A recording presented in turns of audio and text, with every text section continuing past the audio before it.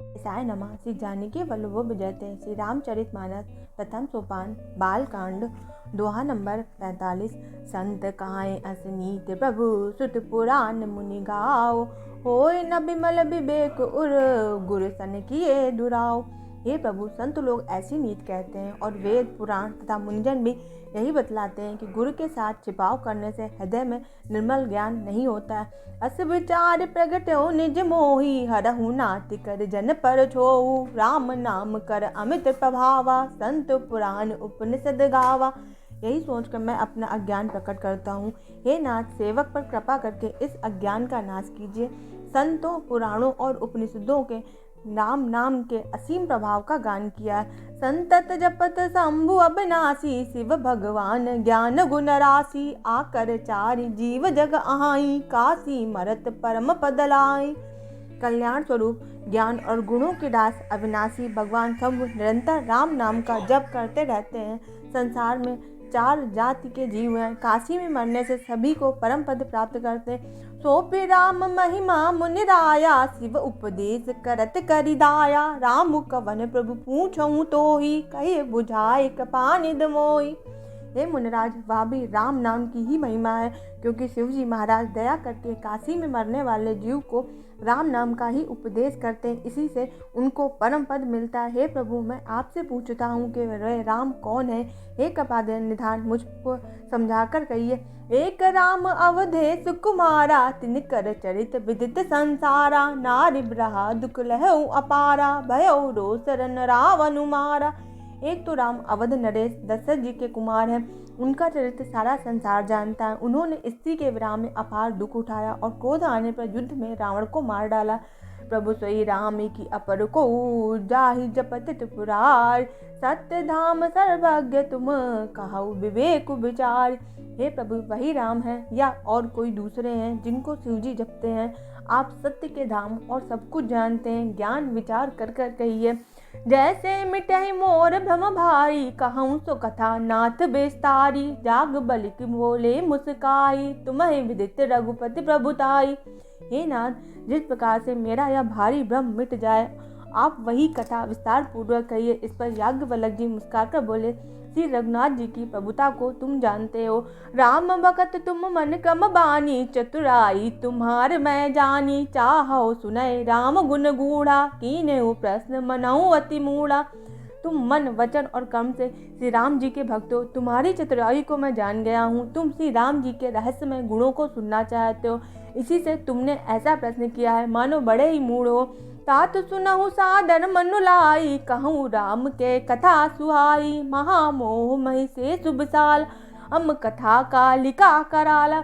हे तात, तुम आदर पूर्वक मन लगाकर सुनो। मैं श्री राम जी की सुंदर कथा कहता हूँ। बड़ा भारी अज्ञान विशाल महिषासुर है और श्री राम जी की कथा उसे नष्ट कर देने वाली भयंकर काली जी हैं। राम कथा सच किरण समाना, संत चकोर करहि जहि पाना। ऐसे ही संशय कीन भवानी, महादेव तब कहा बखानी। राम जी की कथा चंद्रमा की किरणों के समान है, जिसे संत रूपी चकोर सदा पान करते हैं। ऐसे ही संदेह पार्वती जी ने किया था। तब महादेव जी ने विस्तार से उसका उत्तर दिया था। कहूँ सुमति अनुहार, अब उमा शंभु संवाद। भयउ समय जई हे तुझई, सुन मुनि मिटहि विषाद। अब मैं अपनी बुद्धि के अनुसार वही उमा और शिव जी का संवाद कहता हूँ। वह जिस समय और जिस हेतु से हुआ उसे हे मुनि तुम सुनो, तुम्हारा विषाद मिट जाएगा।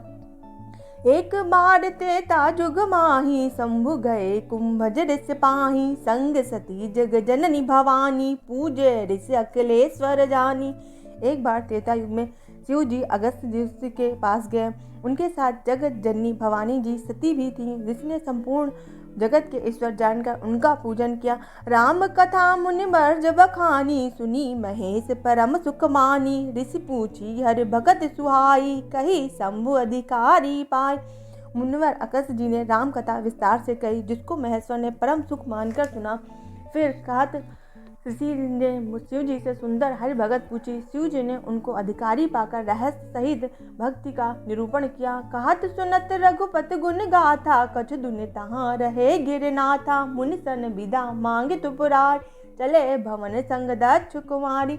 श्री रघुनाथ जी के गुणों की कथाएं कहते सुनते कुछ दिनों तक शिव जी वहाँ रहे। फिर मुनि से विदा मांगकर शिव जी दक्षु कुमारी सती जी के साथ घर कैलाश को चले गए। तेई अवसर भंजन मही बारा, हरि रघुवंश लीन अवतारा। पिता बचन तज राज उदासी, दंडक विचरत अविनाशी। उन्हीं दिनों पृथ्वी का भार उतारने के लिए श्री हरि ने रघुवंश में अवतार लिया था। वे अविनाशी भगवान उस समय पिता के वचन से राज्य का त्याग करके तपस्वी या साधु वेश में दंडक वन में विचरण कर रहे थे। हृदय विचारा जात हर, के वित दर्शन होय। गुप्त रूप अवतरे प्रभु, गए जान सब कोई। शिव जी हृदय में विचारते जा रहे थे कि भगवान के दर्शन मुझे किस प्रकार हो। प्रभु ने गुप्त रूप से अवतार लिया है, मेरे जाने से सब लोग जान जाएंगे। शंकर उर अति क्षोभ, सती न जानहि मरम सोई। तुलसी दर्शन लो, मन डरु लोचन लालची। श्री शंकर जी के हृदय में इस बात को लेकर बड़ी खलबली उत्पन्न हो गई, परंतु सती जी इस भेद को नहीं जानती थी। तुलसीदास जी कहते हैं कि शिव जी के मन में भेद खुलने का डर था, परंतु दर्शन के लोभ से उनके नेत्र ललचा रहे थे। आज हमने आपको दोहा नंबर 45 से लेकर दोहा नंबर 48 का अर्थ सहित वर्णन किया है। अगर आपको हमारा वर्णन पसंद आ रहा हो तो आप हमारे चैनल को शेयर करें, लाइक करें, सब्सक्राइब करें और बेल आइकन को जरूर दबाएं। जय श्री